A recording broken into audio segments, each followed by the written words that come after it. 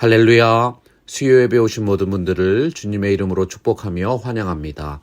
찬송가 461장 함께 찬양하겠습니다.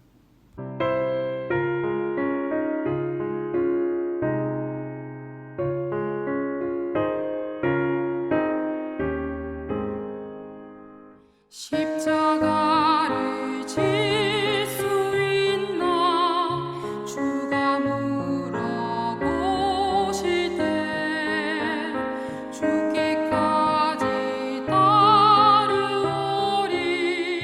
성도 대답하였다.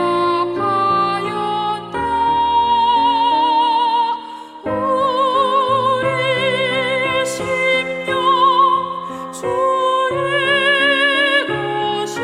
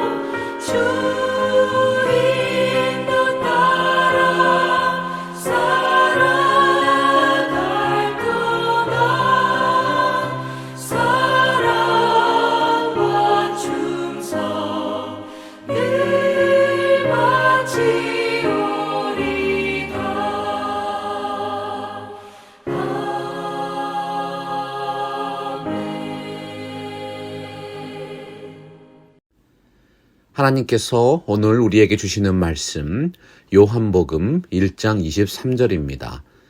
이르되 나는 선지자 이사야의 말과 같이 주의 길을 곧게 하라고 광야에서 외치는 자의 소리로라 하니라.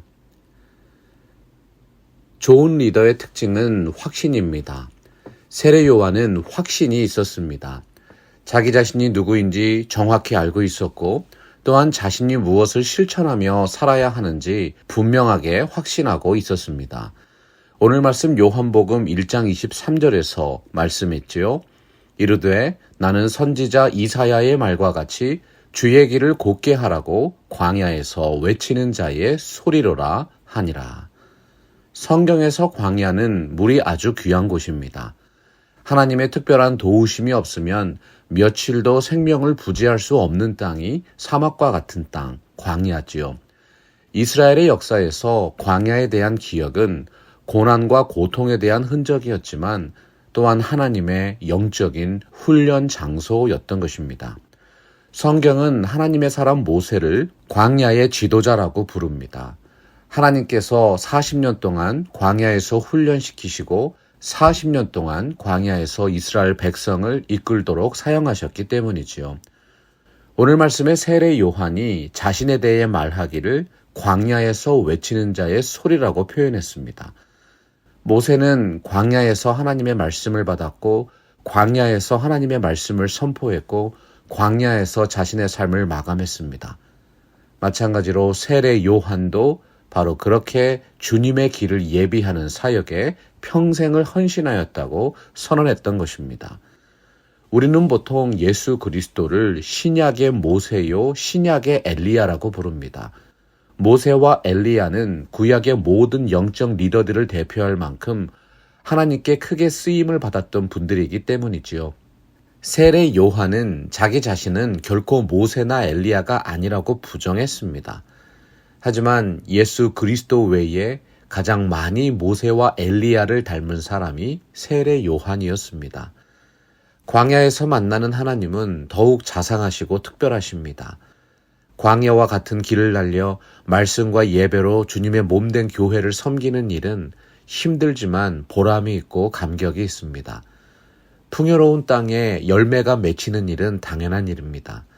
그러나 척박한 광야에도 복음의 길을 열어주시고 영생의 샘물을 솟아나게 하시는 분이 하나님이십니다. 하나님께서 인도해 주시는 광야길은 영혼을 겸손케 합니다. 화려함이나 테크닉이나 스펙이나 요령이 통하지 않습니다. 얼마나 간절하고 솔직하고 꾸밈이 없는 땅입니까? 주님의 나라를 위해 쓰임받는 사람이라면 반드시 광야의 길을 경험해야 한다고 믿습니다. 모든 생명이 죽어있는 것 같은 메마른 땅에도 복음의 씨앗이 심겨지고 천국이 자라납니다. 비 한 방울 떨어지지 않는 뜨거운 사막에도 감격의 눈물이 흐르고 감사의 기도와 진솔한 말씀이 쏟아져 나옵니다. 사막에 길을 내시고 강이 흐르게 하시는 하나님의 은혜의 역사에 쓰임받는 삶이 진정한 행복인 것이지요. 인생이라는 광야길에서 하나님을 더욱 뜨겁게 만나시기를 축복합니다. 매주간 마음과 정성으로 올려드리는 마음과 삶의 예배가 우리에게 쉼이 되고 회복이 되는 것입니다. 모세의 신명기 8장 2절과 3절 보면 광야 영성의 핵심이 기록되어 있습니다. 내 하나님 여호와께서 이 40년 동안에 내게 광야 길을 걷게 하신 것을 기억하라. 이는 너를 낮추시며 너를 시험하사 내 마음이 어떠한지 그 명령을 지키는지 지키지 않는지 알려 하심이라. 너를 낮추시며 너를 줄이게 하시며 또 너도 알지 못하며 내 조상도 알지 못하던 만나를 내게 먹이신 것은 사람이 떡으로만 사는 것이 아니요 여호와의 입에서 나오는 모든 말씀으로 사는 줄을 내가 알게 하려 하심이니라. 광야는 영적 리더가 훈련되고 사역하는 장소입니다. 광야에서 외치는 자의 소리는 나를 낮추시고 시험하신 하나님의 손길을 경험한 사람이라는 뜻입니다. 진정한 하나님의 사람들은 메마른 광야에서 훈련되고 외로움의 골방에서 무르익은 사람들인 것이지요. 제가 어릴 적에 시골에 가면 우사라는 게 있었습니다. 농사 지을 때 사용하는 소들이 거하는 집을 우사라고 하지요. 어린 제가 보기에 집채만하게 큰 소가 주인이 줄을 걸어서 잡아당기면 자리에서 벌떡 일어나 일하는 모습이 참 신기했습니다. 나중에 안 사실인데 그 이유가 바로 소의 코에 걸려있는 콧뚜레 때문입니다. 소가 어린 시절에 주인이 코를 뚫어서 콧뚜레를 달아놓습니다. 코를 뚫릴 때 아프고 그것을 잡아당기면 아프기 때문에 나중에 큰 소가 되어도 주인의 말에 순종하는 착한 소가 된다는 것입니다. 진정한 리더는 하나님께서 달아놓으신 영적인 콧뚜레가 있는 사람들입니다. 기도의 골방과 고난의 광야를 통과하는 과정에서 하나님이 아니고서는 빠져나올 수 없는 고난과 고통의 흔적이 있습니다. 그 놀라운 회개와 회복의 과정에서 한 사람의 영향력 있는 지도자로 세워지는 것이지요. 어린 시절에 불에 데워본 아이는 나중에 어른이 되어서도 불꽃만 보면 두려워한다고 했습니다. 세상에 죄악이 주는 결과가 얼마나 참혹한지 깨달은 사람은 죄악된 장소나 문화는 쳐다보기도 싫을 정도로 죄에 대해서 경각심이 있는 것입니다. 성도의 삶에는 버릴 것이 없습니다. 하나님의 사람 모세는 광야에서 하나님을 만났습니다. 첫 주님과의 만남에서 모세의 반응이 무엇이었습니까? 주여 보낼 자를 보내소서. 아니 저처럼 부족한 사람이 어떻게 애굽에서 하나님의 백성을 이끌어내겠습니까? 고백했던 것이지요.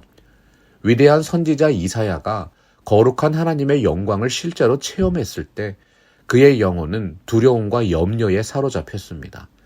백성에게 말씀을 전파하는 자신의 입술이 얼마나 부정한가, 뼛속까지 죄인인 자신의 모습을 깨닫게 되었기 때문입니다. 하나님은 그 무력한 모세와 부정한 이사야를 하나님의 사람들로 세우셔서 위대하게 사용하셨습니다. 유명한 설교자인 척 스윈돌 목사가 말했지요. 하나님은 전혀 불가능해 보이는 사람을 선택하셔서 그를 완전히 무너뜨리시고 모든 것을 가능하게 하는 지도자로 세우신다. 성경에 기록된 하나님의 사람들을 하나하나 살펴보십시오. 여러분과 다른 것이 있습니까? 야고보 사도가 야고보서 5장 17절과 18절에서 말씀했어요. 엘리야는 우리와 성정이 같은 사람이로되 그가 비가 오지 않기를 간절히 기도한즉 3년 6개월 동안 땅에 비가 오지 아니하고 다시 기도하니 하늘이 비를 주고 땅이 열매를 맺었느니라. 심는 자나 물 주는 자가 있어도 그것을 자라나게 하시는 분은 오직 하나님이십니다. 세례 요한은 확신했던 것이지요. 광야 같은 세상 속에서 주님이 오실 길을 예비하는 사명은 하나님의 뜻을 힘을 다해 외치는 말씀 선포의 사역이다. 오늘날 세상 속에는 다양한 소리들이 존재합니다. 바울은 고린도전서 14장 10절에서 이같이 세상에 소리의 종류가 많으나 뜻없는 소리는 없다고 했습니다. 하지만 그 수많은 소리 중에 우리는 과연 어떤 소리에 귀를 기울이고 어떤 뜻을 쫓아서 살아가야 하겠습니까? 커버넌트 신학교회 예배학 교수이자 목회자로 섬기셨던 로버트 G. 레이번 목사님이 정의했습니다. 참된 예배가 무엇인가? 그것은 결국 사람이 무엇을 믿고 따르는가에 달려있다. 하나님은 광야에서 드리는 바른 예배를 참으로 기뻐하십니다. 하나님이 기뻐하시는 바른 예배는 언제나 바른 신앙에 의해서만 가능하지요. 하나님의 말씀에 근거한 신앙이 우리의 마음과 삶을 바르게 인도합니다. 우리가 누군가를 정말 존경하고 사랑하면 그분의 말씀에 귀를 기울이고 그 뜻이 무엇인지 가슴에 새기며 살아가게 됩니다. 하나님과의 관계도 마찬가지입니다.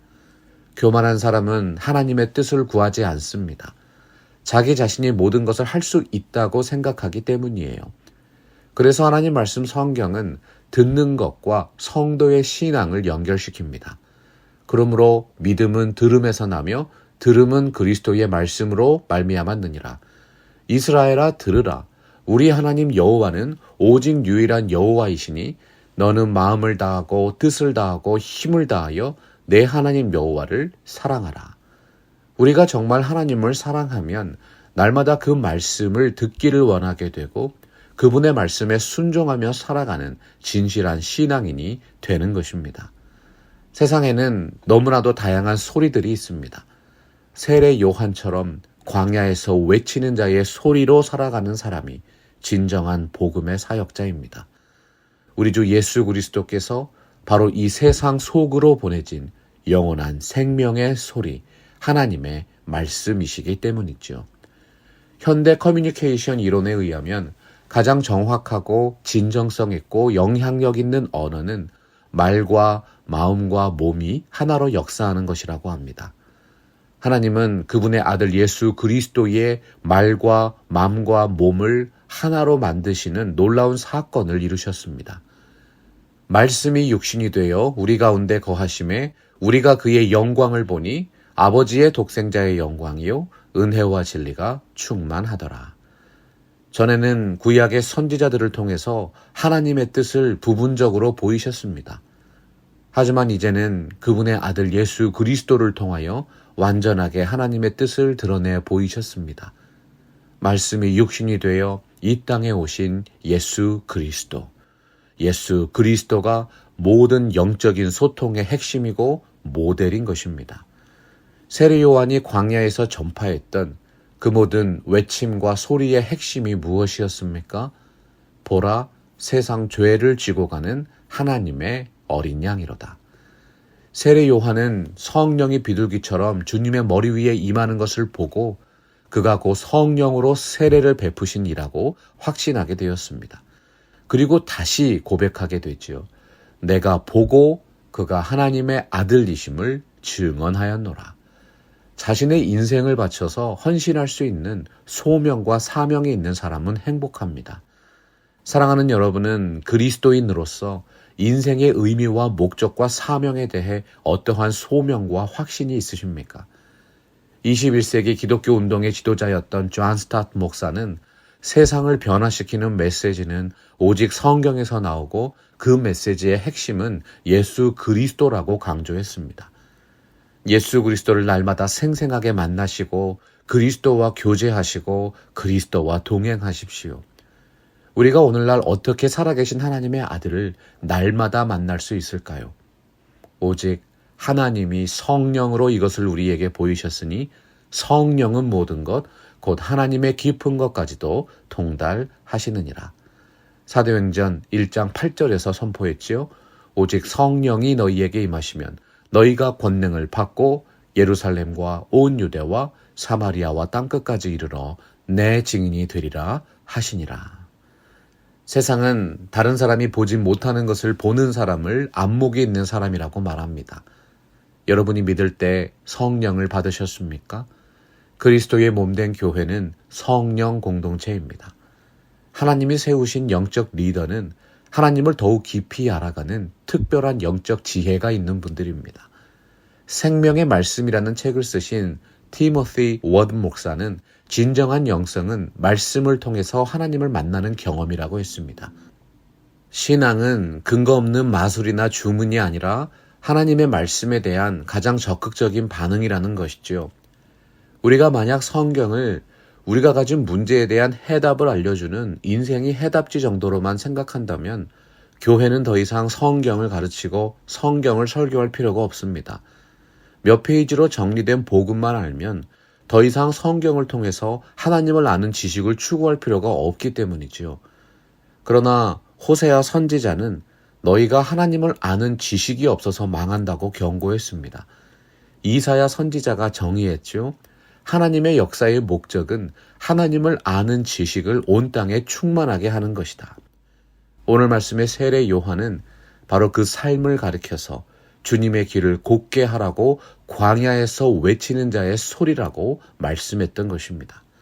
사랑하는 팜스프링스 개혁장로교회 성도 여러분, 살아계신 하나님의 말씀, 그 신령한 소리가 여러분의 심령과 삶에 더욱 또렷하게 새겨지기를 간절히 바랍니다. 바로 그때 예수 그리스도의 이름으로 부름받은 여러분들이 진정한 세상의 빛과 소금으로 하늘의 뜻을 이 땅에서도 이루어가는 이 시대의 지도자로 사역하게 되십니다. 여러분들의 삶에 우리 주님과 함께 동행하는 말씀과 성령의 역사가 가득하게 되시기를 예수 그리스도의 이름으로 축원합니다. 말씀 앞에서 경외함으로